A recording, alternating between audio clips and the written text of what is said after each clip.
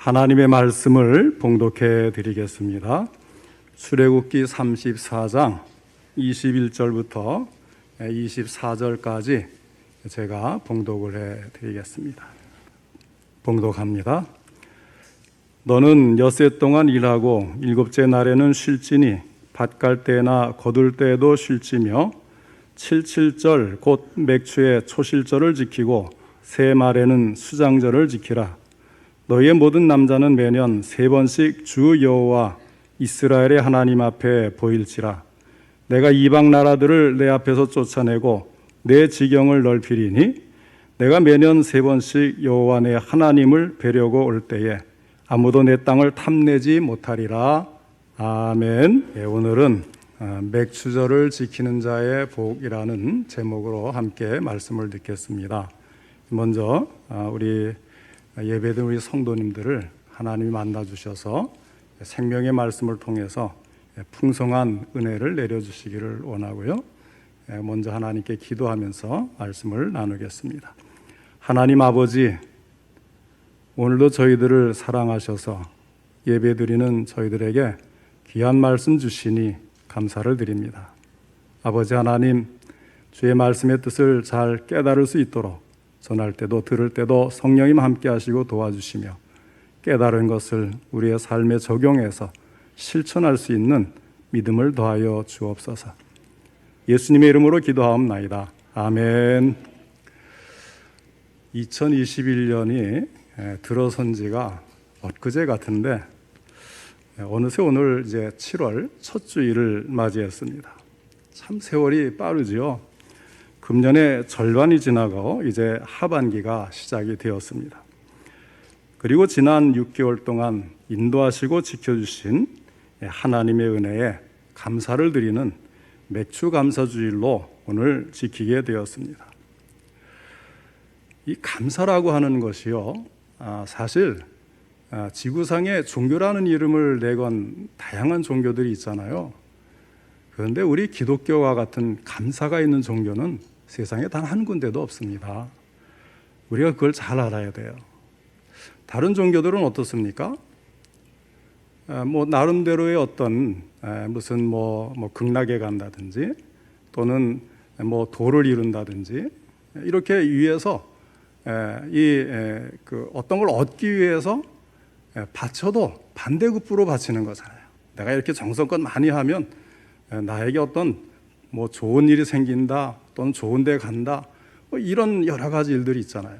그런데 우리 기독교는 분명히 다른 게 무엇이냐면 우리는 구원받은 은혜, 이미 구원받은 것을 감사해서 어떤 대가가 아니라 이미 받은 것을 감사하는 마음으로 살고 감사하는 마음으로 바치는 감사의 종교가 바로 우리 기독교입니다. 하나님이 살아계셔서 우리의 영혼을 구원하여 주시지 않으면 절대로 있을 수 없는 거기 때문에 우리 기독교만의 독특한 절기가 이런 맥추감사절, 추수감사절, 또 우리가 성탄절도 감사로 맞이하고 부활절도 감사로 맞이하고 오순절도 성령 강림절도 감사로 맞이하고 우리가 그렇게 하는 것 아니겠어요? 그래서 다른 어떤 대가성을 바라고 거기에 따라 움직이는 것과 달리 하나님이 이미 베풀어 주신 은혜에 우리는 보답하는 그런 감사의 날을 맞이한 것입니다. 그리고 이런 감사는 언제나 구원의 은혜로부터 출발한다는 사실을 잊지 마시길 바랍니다. 우리의 공로가 아니죠. 오직 하나님의 은혜, 예수님의 사랑으로 우리가 구원을 받았으니 얼마나 감사합니까? 그래서 우리의 감사는 바로 여기에서부터 시작되는 것이지, 내가 이 감사를 많이 하면 그 다음에 하나님이 나에게 많은 것을 주신다? 아닙니다. 이미 우리는 다 받았어요. 가장 중요한 생명의 구원, 천국까지 우리는 다 받은 사람들입니다. 오늘은 맥추감사절을 맞이하여서 맥추감사절의 진정한 의미와 또 우리가 이 절기를 어떻게 지켜야 하는가를 살펴보면서 또 맥추감사절을 지키는 자가 받는 축복에 대하여 함께 생각하면서 은혜 받는 시간이 될 수 있기를 바랍니다. 이 귀한 절기에 함께 예배하며 주님께 감사와 영광을 돌리는 우리 모든 성도님들 가운데 하나님의 한량한 은혜와 축복이 충만하게 임하기를 축원합니다. 먼저 맥주감사절의 의미를 생각해 보겠습니다. 맥주감사절은 금년의 전반기의 수확, 곧 금년에 처음 익은 곡식을 거두어서 감사하는 절기입니다. 그 다음에 이제 추수감사절은 후반기 수확, 다시 말해서 가을철에 거둔 수확을 인해서 감사하고 한 해 동안에 베풀어 주신 하나님의 은혜를 감사하며 지키는 절기입니다. 그것을 오늘 본문 22절에 보면 77절 곧 맥추의 초실절을 지키고 새 말에는 수장절을 지키라 하였습니다. 출애굽기 이 34장의 말씀은 하나님께서 모세를 통해서 주신 여러 계명과 율법 중에서 절기에 관한 법에 해당되는 말씀입니다. 그래서 하나님께서는 하나님의 백성이 지켜야 할 종교적인 의무로서 1년에 3번 무교절, 맥추절, 수장절을 절기로 지키라고 했습니다. 그 가운데서 맥추절은 6월절을 지내고 나서 7주, 다시 말하면 49일, 77이 49일을 지낸 다음에 50일째 되는 날에 지내기 때문에 본문 22절 말씀에는 77절이라고도 했어요. 특별히 그 해에 처음 익은 곡식과 열매를 추수하여 하나님께 드리는 절기이기 때문에 또 소실절이라고 했어요. 우리가 보통 맥추절이라고 부르는 것은 이제 여름의 대표적인 곡식이 보리와 밀이기 때문에 맥추절 이렇게 부르는 겁니다. 또 맥추절이 6월절 다음 날로부터 계산을 해서 50일째 되는 날이라고 해서 오순절 이렇게 부르는 겁니다. 자, 그러므로 이 맥추감사절에는 두 가지의 큰 의미가 있는 것입니다. 첫째로 맥추절은 첫 열매를 드리는 절기입니다. 이스라엘 백성들이 비로소 가나안 땅을 차지하고 자기 땅에서 농사를 짓고 추수를 할 수 있도록 은혜를 베풀어 주신 하나님의 은혜에 감사를 드리는 절기입니다. 이 날에는 내 토지에서 처음 거둔 열매에 가장 좋은 것을 가져다가 너희 하나님 여호와의 전에 드릴지니라 하였습니다. 둘째는 신약의 핵심인 오순절 성령 강림이 이루어진 날입니다. 신약 시대에 와서 이 날은 성령 강림절인 오순절이 되었습니다.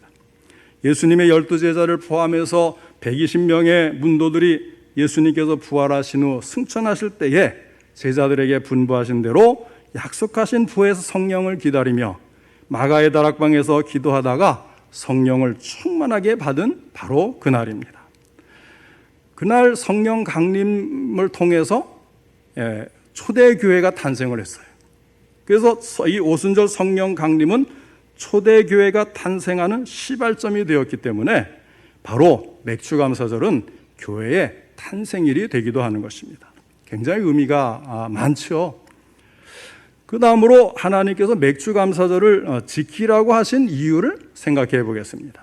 하나님께서 출애굽기 23장 16절에서 이스라엘 백성들에게 명령하시기를 맥추절을 지키라 하셨습니다.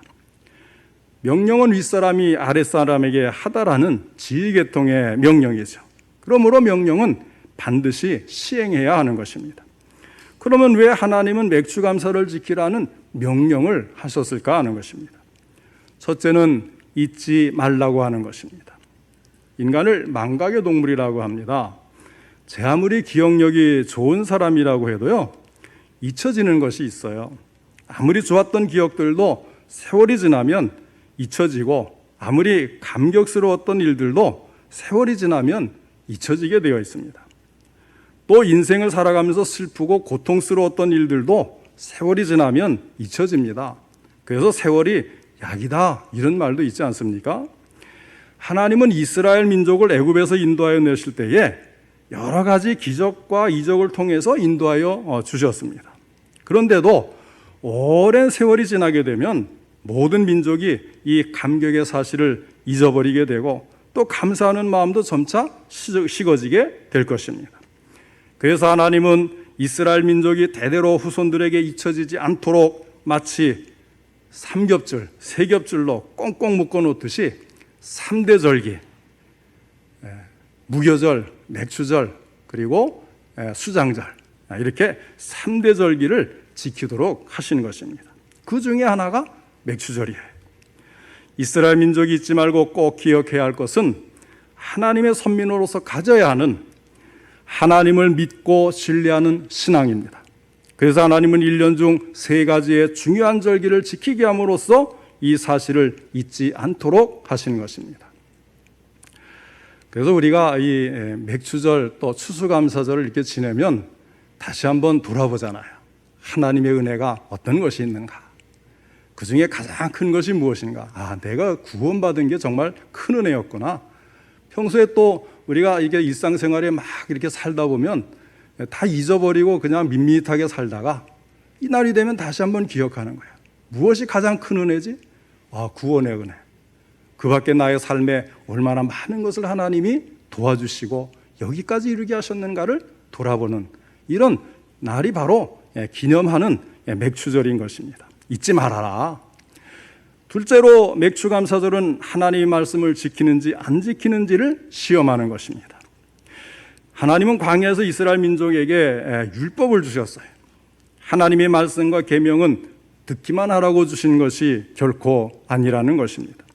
듣고 행하라고 주신 거예요. 신명기 28장 1절에 말씀합니다.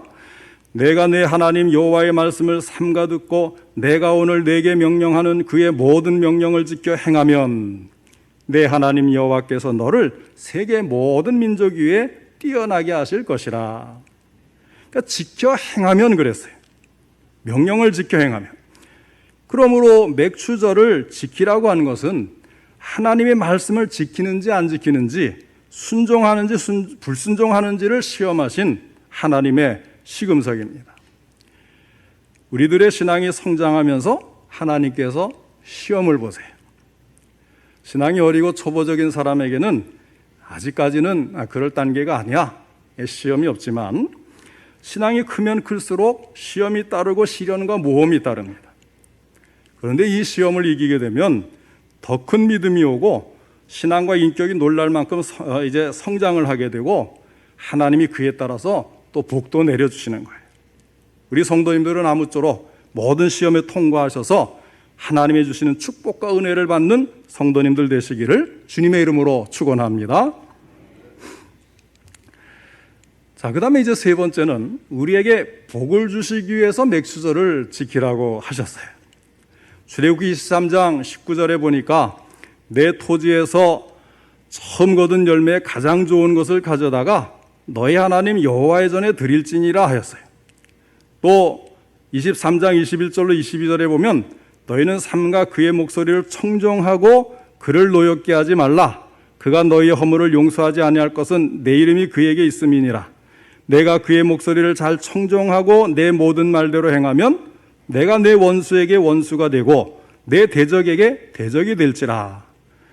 또 23장 25절 26절에는 내 하나님 여호와를 섬기라. 그리하면 여호와가 너희 양식과 물에 복을 내리고 너희 중에서 병을 제하리니 내 나라에 낙태하는 자가 없고 임신하지 못하는 자가 없을 것이라. 내가 너의 날수를 채우리라. 이것이 다 이 맥추 감사절 또 3대 절기를 지키라고 명령하신 다음에 이어지는 말씀들이에요. 자, 이런 말씀들을 보면 하나님이 우리 인간들에게 맥추감사절을 지키라고 하는 것은 우리들에게 복을 주시기 위한 것임을 알 수가 있는 것입니다. 하나님은 우리가 하나님의 말씀을 순종하기만 하면 복을 주신다고 약속하셨어요. 잠언 3장 9절로 10절에도 이런 말씀을 합니다. 내 재물과 내 소산물의 처음 익은 열매로 여호와를 공경하라. 그리하면 내 창고가 가득히 차고 내 포도즙 틀에 새 포도즙이 넘치리라 하였습니다. 맥추절을 감사로 지키는 성도에게 주시는 축복에 대해서 성경은 말씀하시기를 창고가 가득히 찬다고 하였어요. 무슨 창고가 가득 찹니까? 육의 창고가 가득히 차고 심령의 창고가 가득히 차고 영의 창고가 가득히 찹니다. 하늘나라의 창고가 가득히 차는 것을 믿으시기를 바랍니다. 존 밀턴은 말년에 소경으로 살았고 에디슨은 귀머거리가 되어서 살았어요. 그럼에도 불구하고 그들은 한결같이 감사하면서 살았습니다. 그랬더니 에디슨에게는 하나님께서 발명왕으로, 밀턴에게는 신라권이라는 불후의 명작으로 보상을 해주셨어요. 이것이 감사하는 사람에게 주어지는 축복이고 상급인 것입니다. 하나님께서 광야 40년 동안 받기만 하던 이스라엘 민족에게 드리라고 명령하신 것은 이스라엘 민족을 축복하시고 더 좋은 것으로 풍성하게 주시기 위한 것임을 깨달으시기를 바랍니다. 하나님이 가진 게 없으셔서 우리 인간들에게 드리라고 명령하는 게 아니고요. 이 명령을 지키고 순종하는 것을 보고 그것을 따라서 하나님이 복을 주시기 위해서 그렇게 명령을 하신 거예요. 자, 그러면 이제 이 맥추절을 지키는 방법을 하나님은 뭐라고 말씀하시는지 우리가 한번 봐야 되지 않겠어요? 신명기 16장 16절로 17절에 말씀하기를 너의 가운데 모든 남자는 1년에 3번 곧 무교절과 칠칠절과 초막절에 내 하나님 여호와께서 택하신 곳에서 여호와를 배웁되 빈손으로 여호와를 배웁지 말고 각 사람이 내 하나님 여호와께서 주신 복을 따라 그 힘대로 드릴지니라 하였습니다. 빈손으로 여호와께 보이지 말고 물건을 드리라고 했어요. 맥추절은 물질을 바치면서 지켜야 한다는 거예요. 그래서 우리는 이렇게 맥주 감사헌금을 따로 드리는 것입니다. 그런데 그렇게 물질을 바치더라도 정말 중요한 것은 우리 마음 중심에 감사하는 마음이 있어야, 그래서 기쁘게 드려야 이것을 하나님이 받으시지, 하나님께 드리는 것에 감사하는 마음이 따르지 않는다면 하나님은 기뻐하지 않으세요. 그러니까 드려도 소용이 없는 거예요. 우리가 정말 감사함으로 자원해서 드리는 것을 하나님은 기쁘게 받으십니다. 요즘에 참 우리나라의 그 여러 가지 현상들을 보면 좋은 점도 이렇게 있지만은 안타까운 부분들이 참 많이 있어요. 애국자가 되려면 외국에 나갔다 와보라 그러잖아요. 그래서 그 외국에 이제 최근에는 이제 외국에 여행을 갔다 오면 우리나라가 너무 발전했구나. 정말 참 좋은 나라구나. 이거를 정말 온몸으로 이게 느끼게 됩니다. 외국에 나와서 불편했던 것, 불친절했던 것, 또 초라한 것, 여러 가지 갖춰지지 않은 편의시설, 이런 것들을 이제 보고 국내에 들어오면 얼마나 좋은지 몰라요. 고속도로 가다가도 휴게소가 깨끗하게 잘 돼 있고, 여러 가지 복지라든지 또 이제 병원에 다니는 이런 문제도 너무 비교가 되는 거예요. 그러니까 참 다른 나라 사람들이 부러워하고 우리도 나갔다 들어오면 하나님께서 우리나라를 이렇게 복을 주셨구나. 감사하는 마음이 저절로 일어나는데 이 안에만 들어있으면 어떤 생각이 들어요? 곧 나라가 망할 것 같아. 이래도 불평, 저래도 불만, 심지어는 헬조선. 이게 도대체 무슨 말입니까? 우리가 그런 말을 써도 될까요? 최근에 보니까 이제 나라의 경제에 대해서 참 불평하고 하는 경우가 많은데요. 제가 이렇게 관심 있게 보니까 주가 지수라는 게 있잖아요. 옛날엔 그걸 좀 많이 봤지만 이제 목회하면서 이제 안 봤는데, 이게 보니까 3,300이라는 숫자가 찍혔는데 세상에 우리나라의 주가가 이렇게 지수가 높은 적이 없어요. 이건 이제 경제를 대변하는 거잖아요. 그런데도 곧 경제가 쓰러질 것 같고 망할 것 같이 계속 떠드니까 머릿속엔 뭐예요? 우리나라는 이렇게 나쁜 나라구나. 망할지도 모르는 나라구나. 지금 하락하고 있구나. 잘못되고 있구나. 이런 생각을 한단 말이에요. 전에는 이제 PC 가지고 이제 여러 가지 컴퓨터 가지고 이제 하면 이제 편리한 게 있었는데, 이제는 손안의 컴퓨터라고 해서 휴대폰으로 백신도 다 예약을 해가지고 날짜 딱딱 정해져서 또 자녀가 있으면 또 그걸 또 찾아서 맞기도 하고, 굉장히 빨리빨리 이루어지고 이렇게 정말 그렇게 편한 게 없잖아요. 그런데도 이렇게 편리한 세상이 되었는데 왜 빨리 안 해주느냐 불평을 하죠? 복지가 잘 돼 있어도 나라가 뭐 하느냐고 하다가 갑자기 또 반대로 이렇게 퍼주면 나라가 망하는 것 아니냐. 그거 하루 다르게 또 달라진단 말이에요. 우리가 참 이렇게 살아야 될까? 적어도 우리 예수 믿는 그리스도인들은 하나님께서 그동안 우리가 참 구한말, 일제시대, 또 6.25 전쟁을 통해서 여러 가지 IMF를 거치면서 참 이 군사 독재를 이제 그 압박감을 우리가 느끼고 살았잖아요. 제 나이 때만 돼도 벌써 그때의 그 감시와 그 어려웠던 시기를 다 기억을 할 거예요. 누가 볼까봐 다방에서도 말 한마디 조심하고 그러고 살았던 우리들이 아니겠어요? 근데 이렇게 이제 우리가 하나님의 복을 받았으면 이제 좀 감사하면서 살아야 되지 않을까? 좀 여유 있게 이렇게 세상을 보고 이 모든 것을 주신 하나님 감사합니다. 우리는 감사를 잃어버리는 사람이 되어서는 안 된다는 거예요. 중국의 그 장자의 글 중에 조삼모사라는 말이 있잖아요. 조삼모사, 아침에 다르고 저녁에 다른 말 바꾸는 이런 변덕스러운 것을 우리가 설명할 때 조삼모사라고 하는데, 원래 이런 이야기예요. 원숭이들을 이제 훈련시키는 조련사가 원숭이들에게 이제 도토리를 주는데 아침에 3개, 저녁에 4개를 주겠다. 그랬더니 원숭이들이 막 화를 내고 불평을 하니까 조련사가 이제 다시 말하는 거예요. 그러면 아침에 4개, 저녁에 3개를 주겠다. 하니까 그제서야 원숭이들이 만족해서 좋다고 했다는 거예요. 여러분, 아침에 3개, 저녁에 4개와 아침에 4개, 저녁에 3개가 뭐가 다릅니까? 3이든 4든 그 순서가 어떻든지 똑같이 같은 개수를 주고 주는 것이 감사한데, 우리 사람들은 원숭이처럼 무조건 화를 내고 불평불만을 터뜨리고 본다는 이야기입니다. 일상생활의 아주 사소한 일들에서 감사하는 훈련을 우리가 하지 않으면 우리는 언제나 이와 같은 모습을 가진다는 거예요. 하나님을 향해서는 더욱 그렇습니다. 감사할 줄 아는 신앙이 성숙한 신앙이요, 은혜 받은 우리가 마땅히 감사해야 할 일인 것입니다. 정말 감사할 일이 없을까? 한번 곰곰이 생각해 보세요. 어떤 병원에 이제 모든 일이 하나님의 은혜라고 하면서 매사에 하나님께서 함께 하시니 감사하다, 이렇게 감사하기를 좋아하는 간호사가 있었대요. 그런데 어떤 여인이 이제 병원에 분만하러 오다가 그만 엘리베이터 안에서 아기를 분만했다는 겁니다. 그리고 부끄러워하면서 당황해하니까 감사하기를 즐겨하는 간호사가 이렇게 말을 합니다. 부끄러워하지 마세요. 감사하세요. 2년 전에는요, 병원 마당에서 해산한 사람도 있었는데요. 그러니까 이 산모가 당황하면서 이렇게 말하니 그게 바로 저였어요. 그러니까 간호사가 역시 당황하지 않고 또 말합니다. 그러면 승용차 안에서 아기를 낳는 사람도 있는데요. 무슨 말입니까?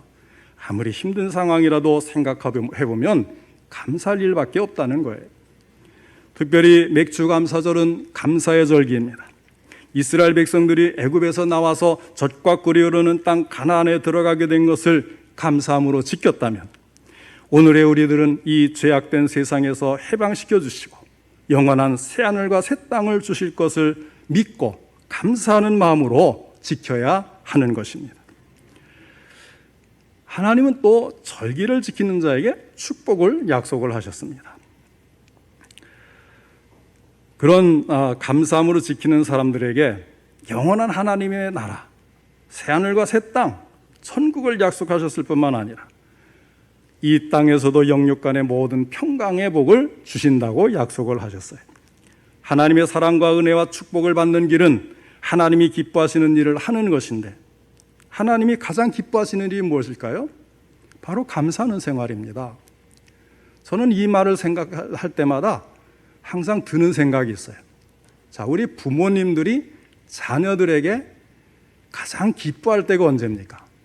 자녀들이 아버지, 어머니 감사합니다. 진심으로 그 말이 느껴지면 그거보다 더 기쁜 게 어디 있어요? 부모 돈 좀 가져갔다, 부모 땅 좀 이제 떼갔다. 그게 중요한 게 아니잖아요. 자녀들이 부모에게 정말 감사하는 마음을 가진 것을, 그 마음의 중심을 우리가 확인할 수 있다면 세상 모든 거 다 줘도 더 이상 기쁠 게 없잖아요. 그렇죠? 그러니 하나님께서도 마찬가지라는 겁니다. 항상 하나님과 우리 사이의 일은요, 부모와 자녀의 일로 언제나 대입시켜서 보면 틀림없어요. 우리가 진심으로 하나님 정말 감사합니다. 구원해 주신 것도 감사하고, 참 저희들 지켜주신 것도 감사하고, 우리 가정, 자녀들 이제까지 잘 이렇게 성장해서 사회 일원이 되게 하신 것도 감사하고, 코로나 시대에도 이렇게 예배를 드리고 찬양할 수 있게 된 것 감사하고, 이것이 진심으로 우러나오면 하나님께서 그보다 더 기뻐하시는 일은 없다는 거예요. 그러면 하나님께서는 이렇게 감사로 맥주절을 지키며 은혜를 기억하는 사람들에게 어떤 축복을 약속하셨을까요? 오늘 본문에 있는 것만 제가 말씀을 드리려고 해요. 성경에 많은 축복의 약속들이 있지만 오늘 본문에 두 가지를 약속하셨습니다. 첫째는 승리의 삶을 살게 해주시는 거예요. 24절에 말씀합니다.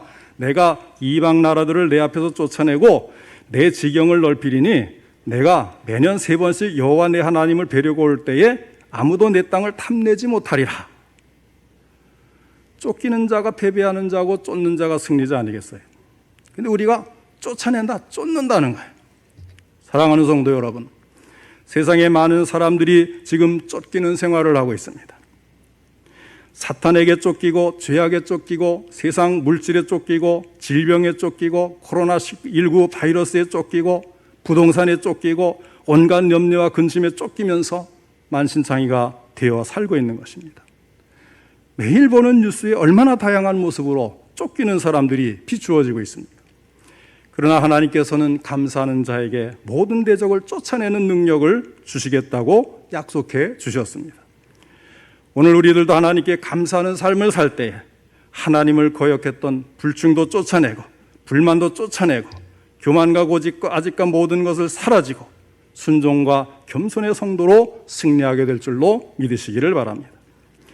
오늘 이 시간 감사하는 마음을 품으시고 지금까지 나를 괴롭히면서 끈질기게 쫓아다녔던 모든 질병과 실패와 한난과 걱정과 근심을 물리치고 기쁨과 평화와 만족의 삶을 살게 되시기를 원합니다.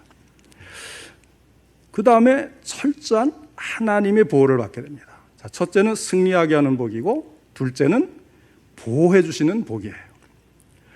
24절 하반절에 이렇게 말씀했어요. 아무도 내 땅을 탐내지 못하리라. 언제요? 이들이 3대 절기를 지키기 위해서 감사하는 마음으로 다녀올 때 고향을 비우고 가잖아요. 그래도 누구도 그것을 탐내거나 빼앗지 못하게 하겠다.